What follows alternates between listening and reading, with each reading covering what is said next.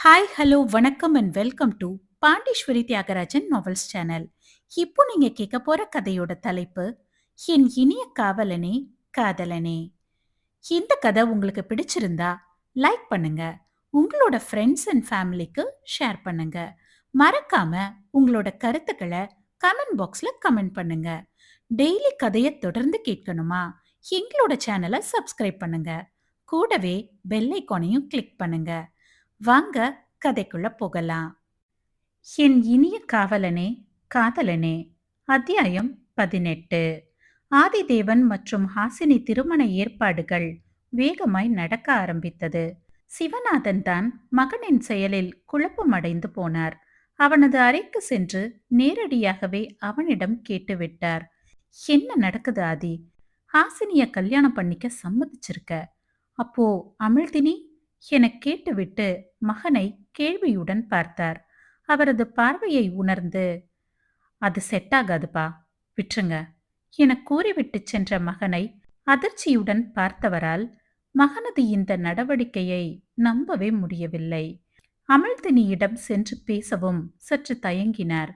படிப்பு சம்பந்தமாக என்றாலும் பரவாயில்லை. ஆனால் இதுபோல் விஷயத்தை எவ்வாறு கேட்பது என தயங்கியவர், அவள் மருத்துவமனையில் இருந்தபோது ஹாஸ்டலில் சேர்த்து விடுவதாக கேட்டது நினைவு வரவும் கண்டிப்பாக பேசியே தீர வேண்டும் என்ற முடிவு எடுத்தார். அன்று மாலை சிவநாதனும் ஆதிதேவனும் அலுவலக அறையில் ஏதோ கேஸ் சம்பந்தமாக பேசிக் கொண்டிருந்த சமயம் இருவருக்குமான காஃபியினை எடுத்துக்கொண்டு வந்தாள் அமிழ்தினி. அவளை அங்கு பார்த்ததும் சிவநாதன், நீ ஏமா எடுத்துட்டு வர? பரவாயில்ல சார் எனக் கூறியவள் ஆதிதேவனை பார்க்காது மேசை மீது வைத்தாள். அவனது பார்வை வட்டத்தில் அவளது உருவம் தெரிந்தாலும் அவன் அவள் முகம் பார்க்கவில்லை. இதை கவனித்த சிவநாதன் அமிழ்தினியிடம், அமிழ் சார், நீ அன்னைக்கு ஹாஸ்பிட்டல்ல இருக்கும்போது சொன்னியே ஹாஸ்டல்ல சேர்த்து விடுங்கன்னு, ஏம்மா என கேள்வியை கேட்டுவிட்டு மகனது முகம் பார்த்தார். கேஸ் ஃபைலை கையில் பிடித்தவாறு அமர்ந்திருந்தவனின் முகம் மட்டுமல்ல, பார்வை கூட தடுமாறவில்லை. கல்லை முழுங்கியவன் போல அமர்ந்திருந்தான். அவரது கேள்வியில் திணறியவள் மனதை திடப்படுத்திக் கொண்டு, ஆமா சார், நான் ஹாஸ்டல் போயிடுறேன். ம், இப்படி திடீர்னு வந்து ஹாஸ்டல்ல சேர்த்து விட சொன்னா என்ன அர்த்தம்மா? உன்னை யாராச்சும் கஷ்டப்படுத்தினாங்களா? இல்ல சார், அப்படிலாம் இல்ல. அவசரமாக வந்து விழுந்த வார்த்தையிலேயே புரிந்து கொண்டவர், அப்போ ஆதிக்கும் ஹாசினிக்கும் கல்யாணம் பண்றது பிடிக்கலையா என பட்டென கேட்டுவிட விதிர் விதிர்த்து போன அமிழ்தினி, நான் ஏன் சார் அப்படி நினைக்க போறேன்? நான் போறதுக்கு எந்த காரணமும் இல்ல சார். அவங்க ரெண்டு பேருமே நல்ல பேர் என தொண்டைக் குழியில் இறங்க மறுத்தாலும் எச்சிலை விழுங்கிக் கொண்டு கூறியவளின் கூற்று சிவநாதனுக்கு சரியாக படவில்லை. சரியென ஆமோதித்தவர், பின் ஆதி கல்யாணம் முடியட்டும், நானே கொண்டு போய் ஹாஸ்டல்ல சேர்க்கிறேன் என குண்டை தூக்கி போட்டவருக்கு சிறு தலையசைப்பை தந்துவிட்டு சென்று விட்டாள். சிவநாதன் மகனையே பார்த்து கொண்டு, அவளுக்கு நல்ல ஹாஸ்டலா பாருப்பா, இன்னும் ஒரு செமஸ்டர் தானே இருக்கு, பாவம் அம்மா ஞாபகமாவே இருக்கான், அவளோட விருப்பப்படி ஹாஸ்டல்ல தங்கி படிக்கட்டும் என கூர்ந்து பார்த்து போட்டு வாங்க முயன்றார் மகனிடம். அவன்தான் கில்லாடியாயிற்றே. இப்போதுதான் தலையை நிமிர்த்தி தந்தையின் முகம் கண்டு, ம், மேரேஜ் முடிஞ்சதும் ஞாபகப்படுத்துங்க, நான் பார்க்கறேன் என்று அவருக்கு விபூதி அடித்துவிட்டு சென்று விட்டான் தன் அறைக்கு. பெருமூச்சு விட்ட சிவநாதனுக்கு என்ன செய்வது என்றே தெரியவில்லை. அவனும் ஒத்துவராது என கூறிவிட்டான். அவளும் என்னடாவென்றால், ஜோடி பொருத்தம் நல்லா இருக்கிறது என வாய் திறந்து கூறிவிட்டாள். இப்படிப்பட்டவர்களிடம் என்னவென்று பேசுவது? நடப்பது நடக்கட்டும் என மனதை தேத்திக் கொண்டு வேலையை கவனிக்கலானார். இங்கு அறைக்குள் வந்த ஆதிதேவனுக்கு ரத்தம் குதித்தது. எவ்வளவு தைரியம் இருந்தால் தன் முன்னே என்னவெல்லாம் பேசுவாள் என அவள் பேசிய வார்த்தைகளை நினைத்து நினைத்து வெறியேறி போனான் தேவன். அதன் அழுத்தம் தாங்காது மண்டையை பிடித்து கொண்டவனுக்கு அவளை இன்று விடுவதாய் எண்ணம் இல்லை. விருட்டென்று அறையை விட்டு வெளிவந்து படியிறங்கும் போதே பார்வையை சுழலவிட யாரும் இல்லை. சிவநாதன் கூட அவரது அறைக்கு சென்றிருந்தார் போலும். அலுவலக அறையில் தலையெக்கி பார்த்துவிட்டு வேட்டியின் நுனியை பிடித்தவாறு சமையலறைக்குள் புகுந்தான். ஆட்கள் யாரும் இல்லாது இருக்கவும் தைரியமாய் அவளது அறைக்குள் நுழைந்து கதவை தாழ் போட்டான். அச்சத்தில் நிமிர்ந்து பார்த்தவள் அடித்து பிடித்து கட்டிலில் இருந்து எழுந்து நின்றாள். அவனது வருகையை சிறிதும் எதிர்பார்த்திடவில்லை அமிழ்தினி. அவள் சுதாரிக்கும் முன்னமே அவளது கரம் பிடித்து சுவற்றில் சாய்த்தவன் இருபுறமும் சுவற்றில் கரங்களை ஊன்றி நெருக்கமாய் நின்று, ஹாஸ்டல்ல சேர்த்து விடணுமா என இறுக்கமாய் இருந்தது. அவனைப் போல அவனது வார்த்தைகளும். அவனது நெருக்கம் அவளுக்கு மூச்சடைக்க வைத்தது. தலையை நிமிர்த்தி அவனை பார்த்தவளுக்கு முதலில் அவனது மழிக்கப்படாத குட்டி குட்டி முடிகள் வளர்ந்திருந்த தாடிதான் கண்ணில் பட்டது. அழகாய் இருந்தது அவனுக்கு. அவனது துவைத்த ஆடை கூட வாசம் கலையாது அவளது நாசியை இம்சித்தது. கூடவே அவனது வாசனை திரவியத்தோடு சேர்ந்த வியர்வையின் மனம் தலையை கிறுகிறுக்க வைத்தது. பெண்ணவளுக்கு மயங்கி விடுவோமோ என பயந்தவள் தனது உடையாத கரத்தை தனக்கு பின்னால் வைத்தவாறு சுவற்றோடு ஒன்றியிருந்தாள்.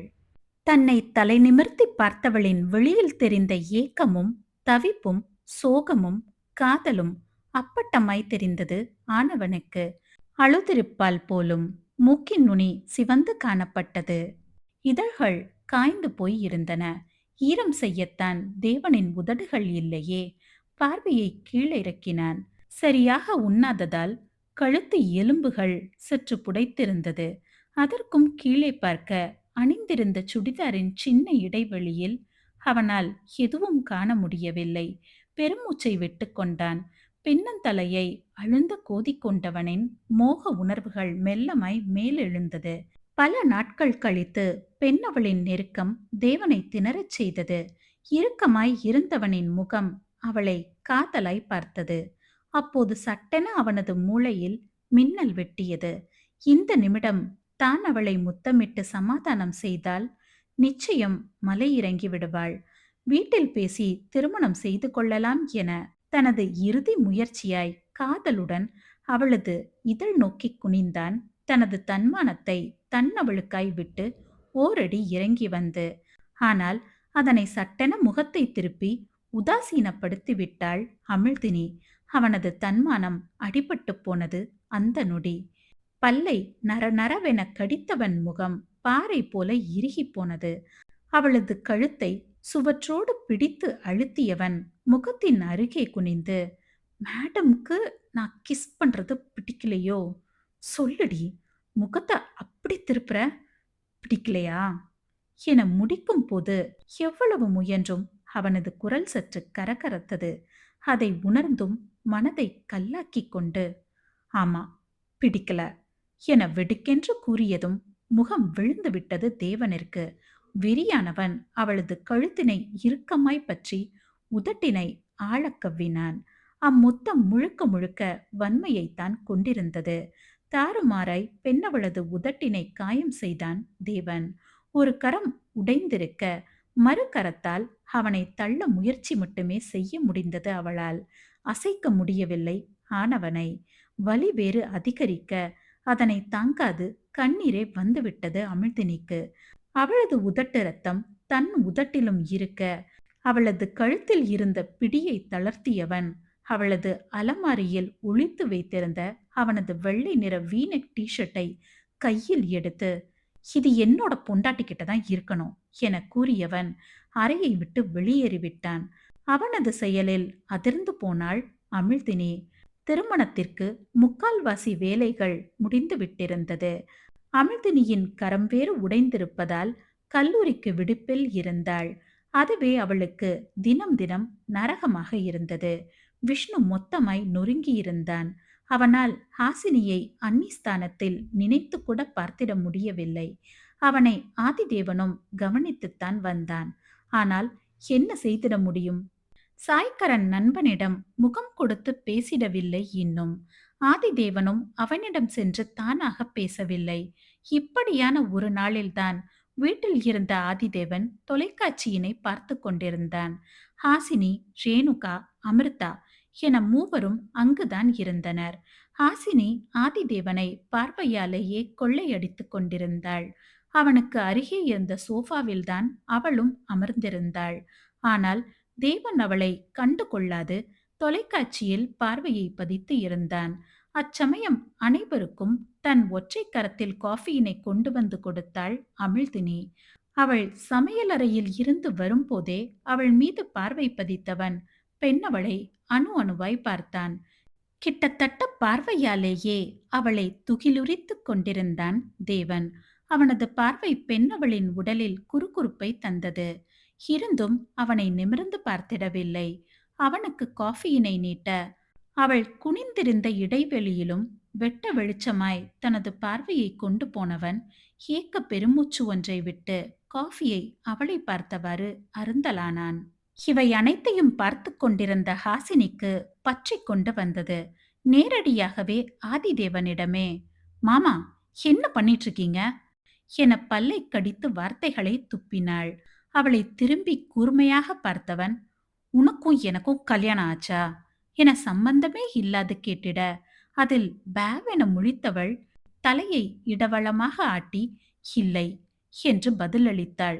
ம், தெரியுதுல்ல, அப்புறம் என்ன இதுக்கு என்ன மாமான்னு கூப்பிடுற என முகத்தில் அரைந்தார் போன்று கேட்டுவிட்டான் தேவன். அவனது இந்த முகம் புதிது. இத்தனைக்கும் அவனது முகம் கடுமையாக எல்லாம் இல்லை, இயல்பாக இருந்தான். ஆனால் வார்த்தைகள் மட்டும் அமிலமாய் வந்து விழுந்தன. முதலில் அதிர்ச்சி அடைந்தாலும் பின்னர் சுதாரித்துக் கொண்டவள் வலுக்கட்டாயமாக சிரித்து, அது அவளை போய் ஏன் அப்படி பார்த்துக்கிட்டு என கோபமாய் கேட்க வேண்டிய கேள்வியினை சிரித்தபடி கேட்டு வைத்தாள் ஹாசினி. பின்னே அவனிடம் கோபப்பட்டால் காரியமாகுமா? இப்போது முகத்தை நன்றாக திருப்பி அவளை பார்த்தவன், அதான் உன் கூட தான் கல்யாண ஏற்பாடு பண்றாங்களே, அப்புறம் என்ன என கேட்டவன் மீண்டும் அமிழ்தினியை பார்க்கலானான். இம்முறை மிகுந்த அதிர்ச்சிக்கு உள்ளானவள் அப்படியே இருக்கையின் பின் தொப்பென சாய்ந்தாள். அவனது பதிலுக்கு என்ன அர்த்தம்? கல்யாண ஏற்பாடு தன்னுடன் தான் என எவ்வளவு அசட்டையாக சொல்கின்றான். ஏனோ முதல் முறையாக ஆதிதேவன் மீதான அவளது பின்பம் கொஞ்சம் ஆட்டம் கண்டது. அதுவும் அவனது பார்வை. தன் முகத்தை பார்த்தே பேச யோசிக்கின்றான். ஆனால் அவளை, சை, நினைக்கவே கோபமாக வந்தது. அப்போது கூட அவள் அவனிடம் அமிழ்தினியை விரும்புவதை பற்றி கேட்கவில்லை. மனம் முழுவதும் பயம். அவன் ஆமென்று கூறிவிட்டால் பிறகு என்ன செய்வது? கடினப்பட்டு தன்னை நிலைக்கு கொண்டு வந்தவள் திருமணம் நடந்தால் எல்லாம் சரியாகும் என தனக்குத்தானே பல முறை சொல்லிக் கொண்டாள் வாய்ப்பாடு போல. அப்போதுதான் யோகினி பள்ளியில் இருந்து வந்திருப்பாள் போல. ஆதிதேவனையும் தமக்கையும் பார்த்தவளுக்கு நெருடலாக இருந்தது. அவளுக்கு ஆதிதேவனை பிடிக்குமா என்று கேட்டால் நிச்சயம் பிடிக்கும். ஆனால் தனது தமக்கைக்கு அவன் பொருத்தமா என்று கேட்டால் நிச்சயம் இல்லை என்றே கூறுவாள். ஏனெனில் ஆதிதேவன் யோகினியை பார்த்தே சிரிப்பது அரிது. இதில் எங்கனம் அவன் ஹாசினியை பார்த்து சிரிப்பது? பைத்தியம் ஹாசினிதான். அவனது ஒற்றை பார்வைக்கு தவமாய் தவம் கிடப்பாள். அவனே அவளை தவிர்ப்பது அப்பட்டமாய் தெரிந்தாலும் அதனை ஹாசினி ஏற்றுக்கொள்ளத்தான் மாட்டாள். யோகினியும் எத்தனையோ முறை கூறியாயிற்று, அக்கா, நீ பேசாம விஷ்ணு மாமாவை லவ் பண்ணிருக்கலாம் என்று. அதற்கு ஹாசினி அனல் கக்கும் பார்வையை வீசுவாள். இப்போது எதிர்ச்சியாக திரும்பிய ஹாசினியின் கண்களில் யோகினியின் அதிருப்தி நிறைந்த முகம் தெரிய தடுமாறிப் போனாள் பெண்ணவள். தொடரும்.